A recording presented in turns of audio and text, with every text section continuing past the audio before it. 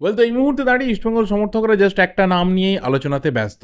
থাংবই সিংটো। ৫০ বছর বয়সে এই ভারতীয় কোচকে যখন ইমামি স্পেশালি তাদের তরফ থেকে নিয়োগ করে, একদমই যখন মিডিয়াতে এই খবরটা আসে, প্রথমে বোঝাই যাচ্ছিল যে এটা হয়তো একপাক্ষিক একটা নিয়োগ, অর্থাৎ ইমামির তরফ থেকেই থাংবই সিংটোকে স্পেশালি নিয়ে আসা হয়েছে। তাকে ফুটবল ডিরেক্টর বা ফুটবল হেড করা হয়েছে ইস্টবেঙ্গলের মেন্স টিমের জন্য, এবং তার যাবতীয় যা কাজকর্ম রয়েছে সেটা তিনি কিন্তু অ্যাজ সুন অ্যাজ পসিবল শুরু করে দিচ্ছেন। সুপার কাপের আগেই তার অপারেশন শুরু হয়ে যাবে এবং তিনি টিমের সাথে খুব তাড়াতাড়ি যোগও দিয়ে দেবেন, এবং সেটা নিয়ে আপাতত ইস্টবেঙ্গল সমর্থকরা ভীষণভাবে আলোচনার মধ্যে রয়েছে। পজিটিভ নেগেটিভ সব রকম আলোচনায় চলছে। কেউ খুশি কেউ খুশি না, মানে এখানে খুশি আর অখুশির মানে একটা তো পুরোপুরি আলাদা মেরু রয়েছে।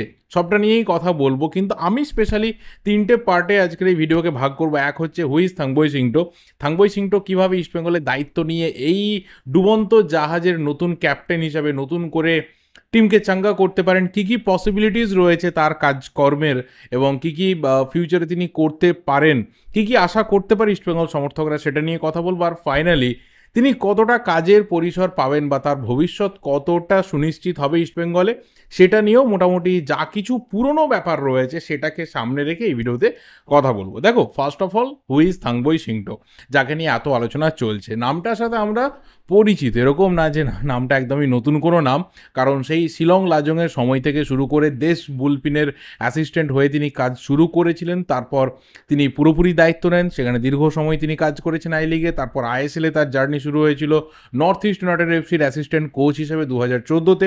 তারপর আবারও আই লিগের টিমেই তিনি ফিরে যান, মানে শিলংয়েই তিনি আবারও ফিরে যান শিলং লাজংয়ে।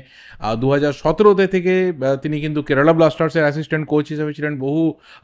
বহু প্লেয়ারের সাথে তিনি লং টাইমে কাজ করেছেন। তারপর তিনি চলে যান দিল্লি ডায়নামোস।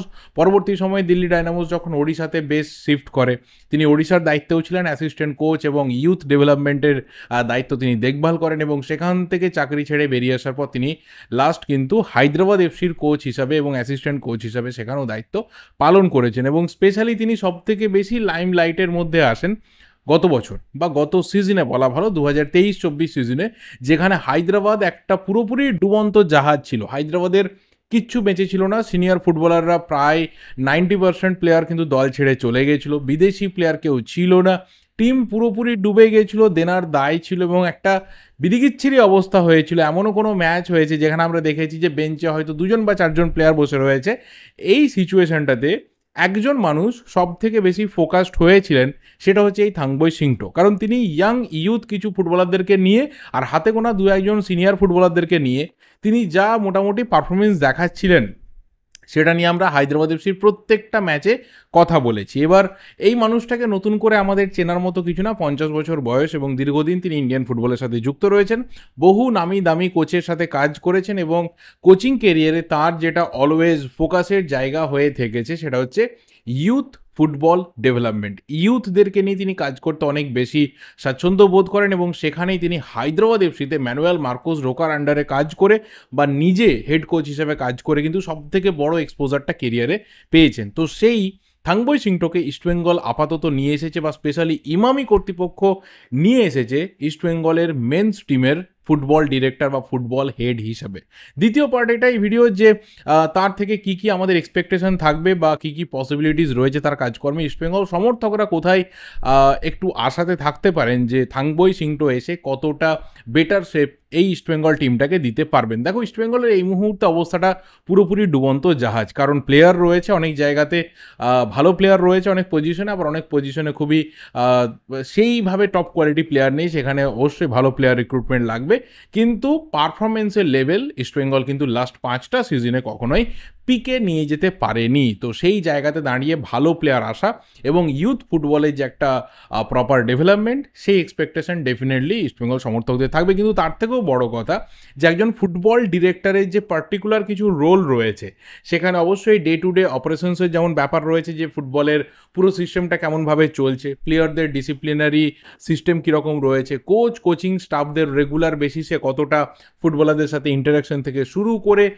তাদের খাবার থেকে শুরু করে তাদের টোটাল যা মানে স্ট্রেংথ ট্রেনিং থেকে শুরু করে সমস্ত কিছু, ইচ অ্যান্ড এভরিথিং একটা ফুটবলার এবং যারা কোচ, কোচিং স্টাফ রয়েছেন প্রত্যেকের সাথে যে একটা কোলাবোরেটিভ কাজ, সেটা কিন্তু ফুটবল ডিরেক্টরকে করতে হয়। নাম্বার 2, যখন সিজন শুরু হয় তখন নতুন সিজনের যে প্ল্যানিং, সেই প্ল্যানিংটা তাকে শুরু করতে হয়। কোথায় কোন প্লেয়ার দরকার রয়েছে, কোথায় কোন প্লেয়ারের ইনজুরি কতদিন অবধি সেই প্লেয়ারকে ভোগাতে পারে, তাহলে তার রিপ্লেসমেন্টে কী হবে, লং টার্মে কোন কোন প্লেয়ারকে নিয়ে আসা হবে, শর্ট টার্মে কী করা হবে, ফরেন প্লেয়ারের অ্যাকচুয়ালি রিক্রুটমেন্টের যে সায়েন্টিফিক প্রসেসগুলো রয়েছে, এই প্রত্যেকটা ব্যাপার একজন ফুটবল ডিরেক্টরকে দেখতে হয়। অ্যান্ড স্পেশালি যে জিনিসটা অনেক বেশি করে একজন ফুটবল ডিরেক্টরের রোলকে বা জব রোলকে স্পেশালি অনেক বড় করে দেয়, বা একজন ফুটবল হেডের, যিনি পুরো ফুটবল অপারেশনসটার মাথা, তার পুরো জব রোলটাকে অনেক বেশি করে স্পেশাল করে দেয় বা অনেক বেশি টাফ করে দেয়, সেটা হচ্ছে টিমের যে প্রপার মেন্টালিটি রয়েছে, টিমের যে একটা কোথাও প্রপার স্ট্র্যাটেজি রয়েছে, সেটাকে হাই লেভেলে সেট করে দেবে এবং সেটাকে ডে টু ডে লাইফে নোটিশ করা, সেটাকে অবজার্ভ করা, প্রতি ম্যাচ ডের আগে পরে সেই জিনিসগুলোকে প্রপার ওয়েতে দেখা এবং মেজার করা যে আমি ঠিক কী টার্গেট সেট করেছিলাম এবং আমার কোথায় সেই টার্গেটটা অ্যাচিভ হলো, আমি ঠিক কতটা পিছিয়ে গেলাম, বা আমি টার্গেটের থেকে আরও বেটার কিছু করতে পারলাম কিনা। এটা আমার মনে হয় যে একজন ফুটবল ডিরেক্টরের অন্ততপক্ষে তার একটা গোটা সিজনের বা যতটুকু সময় তিনি দায়িত্বে থাকেন সব থেকে টাফ রোল হয়, এবং এখানে দাঁড়িয়েই একজন ফুটবল ডিরেক্টর ঠিক কত ভালো কাজ করছেন সেটা আমরা মেজার করতে পারি। যেমন আমরা কেরালা ব্লাস্টার্সে দেখি যে ক্যারোলিস কিংকিজের মতো মানুষ রয়েছেন, আমরা নর্থ ইস্টে দেখি মন্দার তামাহানের মতো ব্যক্তি রয়েছেন, এবং আরও বিভিন্ন ক্লাবে বিভিন্ন মানুষ রয়েছেন। সবাই হয়তো লাইমলাইটে আসেন, সবাই লাইমলাইটে আসতে চান না। অনেকেই রয়েছেন যে আড়ালে কাজ করেন, যেটা আমরা মোহনবাগানে দেখি আড়ালে থেকে বিনয় চোপড়া, যিনি একদমই সেইভাবে ফুটবলের সাথে জড়িয়ে থাকা খুব মানুষ না, বাট তিনি স্পোর্ট ব্যাপারটাকে, মানে বিশেষ করে ক্রিকেট এবং ফুটবল দুটো অপারেশনস সঞ্জীব গোয়েঙ্কার হয়ে তিনি খুব ডেসপারেটলি দেখার চেষ্টা করেন, দেখেন, এবং সেখানে তিনি ফুটবলে সাকসেসের রাস্তাটাকে তৈরি অন্তত করতে পেরেছেন তার অ্যাডমিনিস্ট্রেটিভ ওয়ে দিয়ে। তো সবসময় যে সেখানে ফুটবল বিশেষজ্ঞ থাকতে হবে বা এক্স কোনো ফুটবলার, এক্স কোনো কোচ থাকতে হবে এরকম ব্যাপার না, মানে অ্যাটলিস্ট যিনি পুরো সিস্টেমটাকে কন্ট্রোল করতে পারবেন, যার কথা প্রত্যেকে শুনবে, মানে সেখানে ম্যানেজমেন্টকে শুনতে হবে, সেখানে coach, coaching staff, footballer, ground staff, প্রত্যেককে তার কথা মেনে চলতে হবে, এবং সেখানে দাঁড়িয়ে কোথাও একটা হারমোনি থাকবে এবং সাকসেসের রাস্তাতে একটা টিম থাকতে পারবে, যেটা আমরা ওয়ার্ল্ড ফুটবলেও দেখি। বড় বড় ক্লাবে যখন আমরা এক একজন করে স্পোর্টিং ডিরেক্টরের নাম শুনি, তার বায়োডাটা ঘাঁটি, ম্যাক্সিমাম সময়ে দেখি যে কেউ হয়তো ফাইন্যান্স অফিসার ছিল, কেউ ল অফিসার ছিল, কেউ হয়তো মার্কেটিং অফিসার ছিল, কেউ হয়তো অ্যাডমিনিস্ট্রেশনে ছিল, তারপর এসে তারা একটা ফুটবল টিমের দায়িত্ব নিয়ে ওভারঅল টোটাল অপারেশনস দেখে সেই ফুটবল টিমের চেহারাটা বদলে দিয়েছেন। তো থাংবই সিংটোর মধ্যে কিন্তু সেই গুণটা রয়েছে যে তিনি ফুটবলের বেসিক ব্যাপারটাকে এবং অবশ্যই পুরো ব্যাপারটাকে খুব ভালো করে বোঝেন। ডে টু ডে লাইফে একটা প্লেয়ার কতটা ভালো করছে, খারাপ করছে, কোথায় খামতি থেকে যাচ্ছে, সবটা তিনি অবজার্ভ করতে পারবেন, এবং তিনি কোথাও একটা বেটার ডে ইস্টবেঙ্গলকে দিতে পারবেন। এবং অবশ্যই ইস্টবেঙ্গল সমর্থকরা আপাতত এখন যে দিকটাতে সব থেকে বেশি তাকিয়ে রয়েছে, যে সিজন যখন শুরু হবে সে তো পরের কথা, কিন্তু সিজন শুরুর আগে প্লেয়ার রিক্রুটমেন্টের ক্ষেত্রে থাংবই সিংটোর কী রোলটা থাকবে। কারণ এই সিজনে আমরা অন্তত দেখেছি যে ইস্টবেঙ্গলের যে পোটেন্সিয়াল ছিল, সেই পোটেন্সিয়াল ওয়াইজ কিন্তু ইস্টবেঙ্গল পারফর্ম করতে পারেনি। অর্থাৎ এই টিমের থেকে আরও বেটার টিম লাগবে, ডেফিনেটলি লাগবে, যেখানে সাইড ব্যাকে ভালো প্লেয়ার লাগবে, সেন্ট্রাল মিডফিল্ডে ভালো ইন্ডিয়ান প্লেয়ার লাগবে, মানে আরও ইন্ডিয়ান প্লেয়ার লাগবে, উইংয়ে কোথাও বিশেষ করে রাইট উইংয়ে ইন্ডিয়ান প্লেয়ারের শক্তি বাড়াতে হবে, এই জায়গাগুলো রয়েছে। এবং এখানে কোথাও থাংবই সিংটো ইস্টবেঙ্গলকে ভালো ইনপুট দিয়ে বা ভালো প্লেয়ার এনে দিয়ে সাহায্য করতে পারেন কিনা, সবার আগে ইস্টবেঙ্গল সমর্থকরা সেই দিকে তাকিয়ে থাকবেন। আর অ্যাকচুয়ালি সেই ব্যাপারটা নিয়েই মিক্সড ওপিনিয়ন বা মিক্সড আলোচনা কিন্তু এই মুহূর্তে চলছে, যেটার মধ্যে আমি একদমই ঢুকতে চাইছি না। কি হবে ভবিষ্যতে সেটা নিয়ে আগে থেকে আলোচনা করে লাভ নেই, কিন্তু লাস্ট যে পার্টটায় কথা বলবো সেটা হচ্ছে যে থাংবই সিংটো কি আদৌ ইস্টবেঙ্গলে এই অবস্থাতে, মানে অন্ততপক্ষে লং টার্মে তিনি কাজ করতে পারবেন। তাহলে এখানে অবশ্যই আমি প্রথমে বলবো যে যেহেতু এই রিক্রুটমেন্টটা আসছে পুরোপুরি ইমামির তরফে, অর্থাৎ তিনি যা করবেন দিনের শেষে তিনি তার সমস্ত রিপোর্ট হয়তো ইমামি কর্তৃপক্ষকেই জবাব দেবেন, তিনি সেখানে সমস্ত কিছু বলবেন, এবং যা কিছু তার অ্যানালিসিস রয়েছে, তিনি কতটা ভালো করলেন, খারাপ করলেন, কী কী প্রমিস করে তিনি আসছেন, পুরোটা হয়তো ইমামিই নোটিশ করবে, ইমামিই সেটাকে পুরো মনিটর করবে। অর্থাৎ এই জায়গাতে ক্লাব অফিসিয়াল যারা ইতিমধ্যেই আমরা ইতিহাসের পাতা ঘাঁটতে গিয়ে দেখব যে বহু বহু বড় বড় কোচ বা বহু বড় বড় মেন্টর, বহু বড় বড় টেকনিক্যাল ডিরেক্টর, তাদের কারোর সাথেই লং টার্মে তিনি মানে কেউই কাজ করতে পারেননি, সেখানে স্পেন থেকে আসা খুব বড় নাম হোক বা ইন্ডিয়ান ফুটবলের কোনো বড় নাম হোক। তো এই জায়গাটা কিন্তু ইস্টবেঙ্গল ক্লাব ম্যানেজমেন্টের মধ্যে রয়েছে যে একটা লং টার্মে ভালো সম্পর্ক সেইভাবে কারোর সাথে আর দেখা যায় না। লাস্ট সেই সুভাষ ভৌমিকের সাথে ছিল, সেটাও আজ থেকে প্রায় 20-22 বছর আগে। তো সেগুলোকে আর নতুন করে ভেবে কিছু লাভ নেই। কিন্তু রিসেন্ট টাইমে যদি এটা ইমামি তারা পার্টিকুলার নিজেদের সিস্টেম ওয়াইজ পুরোটাকে মনিটর করেন, ফলো করেন, তাহলে আমার মনে হয় অনেক বেশি করে থাংবই সিংটো একটা খোলা পরিবেশে কাজ করতে পারবেন। আর অবশ্যই এখানে তার 3টে ফ্যাক্টরের ওপর গোটা সিজনের হয়তো অ্যাসেসমেন্ট করা হবে। নাম্বার 1, প্লেয়ার রিক্রুটমেন্টের ক্ষেত্রে তিনি ঠিক কতটা ডেসপারেট ওয়েতে গিয়ে কাজ করলেন, ইস্টবেঙ্গলের নিড অনুযায়ী তিনি কত বেশি প্লেয়ার রিক্রুট করলেন। কারণ চমকের থেকেও বড় কথা, ইস্টবেঙ্গলে কিন্তু সায়েন্টিফিক ওয়েতে প্লেয়ার রিক্রুটমেন্ট লাগবে।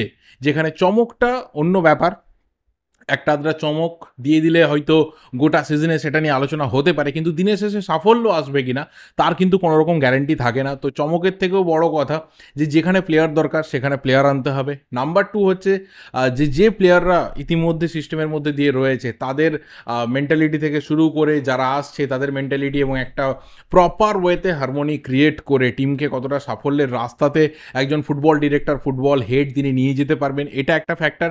অ্যান্ড নাম্বার 3, যেটা আমার মনে হয় যে সব থেকে বেশি সিজনের শেষে আলোচনা হবে, যে একজন কোচ রয়েছেন তার উপরে আরও একজন প্রো লাইসেন্সারি কোচকে ফুটবল হেড করা হচ্ছে এবং দিনের শেষে ইস্টবেঙ্গল কতটা সাফল্য পাচ্ছে।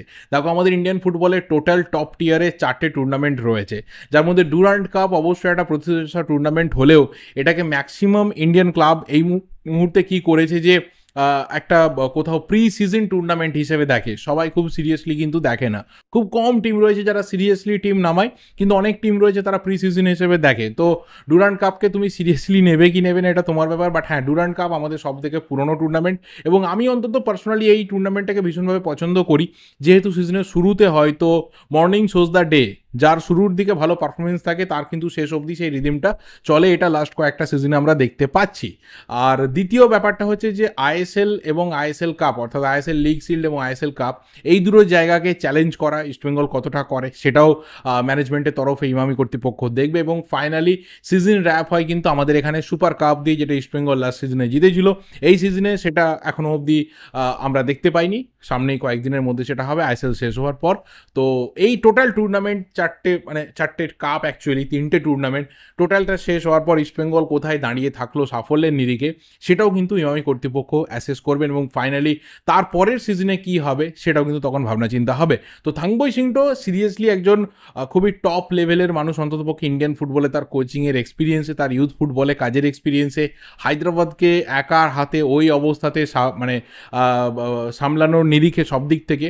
তো ইস্টবেঙ্গল সেখান থেকে ম্যাক্সিমাম বেনিফিট কুড়িয়ে নেবে বলে অন্ততপক্ষে আমার এই মুহূর্তে মনে হচ্ছে, বাট বাকিটা দেখা যাক। কারণ ইস্টবেঙ্গলের ক্ষেত্রে সবথেকে বড় সমস্যা, আমি জানি না যে সব কিছু অনেক সময় ঠিকঠাক হলেও দিনের শেষে কিন্তু সাফল্যটা আসছে না, সেটা বহুত দিন হয়ে গেল। তো এটা থেকে বাঁচতে কে কী ধরনের যুক্তি সামনে নিয়ে আসবে, কে কোথায় কাকে দোষারোপ করবে সিরিয়াসলি জানি না, কিন্তু অন্ততপক্ষে যেটা দেখে আসছি লাস্ট অন্তত 2 দশক ধরে, যে এখানে টেকনিক্যাল পার্সনরা ম্যাক্সিমাম সময় বা সব সময় হয়তো বলির পাঁঠা হয়ে যান, তাদের ওপরেই কোপটা বেশি আসে। কিন্তু যারা নন টেকনিক্যাল পার্সন রয়েছেন, যারা টেকনিক্যাল পার্সনদেরকে চালনা করার চেষ্টা করেন, যেটা রিসেন্ট টাইমে একজন এক্স ইস্টবেঙ্গল কোচ তিনিও বলেছেন যে বেশ কিছু ম্যানেজমেন্টের লোকজন রয়েছে তাদের কোচ হওয়ার খুব ইচ্ছা, তারা বিভিন্ন সময় টিম কী হবে, স্ট্র্যাটেজি কী হবে, এইসব কিছু বলে দিতেন। তো এখান থেকেই বুঝতে পারা যায় যে টেকনিক্যাল লোকেদের ওপর কোপ খুব তাড়াতাড়ি চলে আসে, কিন্তু নন টেকনিক্যাল লোকেরা যুগের পর যুগ ধরে বসে থাকে, তাদের ওপর কোনো রকম কোপ আসে না, আসার মতো কোনো সিচুয়েশনও কেউ তৈরি করতে পারে না। তো ইস্টবেঙ্গলের সাফল্য এলে হয়তো ছবিটা বদলাতে পারে, হয়তো যাদেরকে গালাগাল করা হচ্ছে তারা আবারও মাথার ঠাকুর হয়ে যাবেন অনেকের, কিন্তু ইস্টবেঙ্গলের সেই সাফল্যটা অধরা থাকছে, সেটা থাংবই সিংটো নিয়ে আসতে পারেন কিনা দেখা যাক। থাংবই সিংটোর জন্য অল দ্য বেস্ট থাকলো, বাকিটা সময় কথা বলবে। এই ভিডিওটা এই অবধি, ভালো লাগলে লাইক করো, শেয়ার করো, দেখা হবে পরের ভিডিওতে। Till then subscribe the channel. Thank you, goodbye and good night.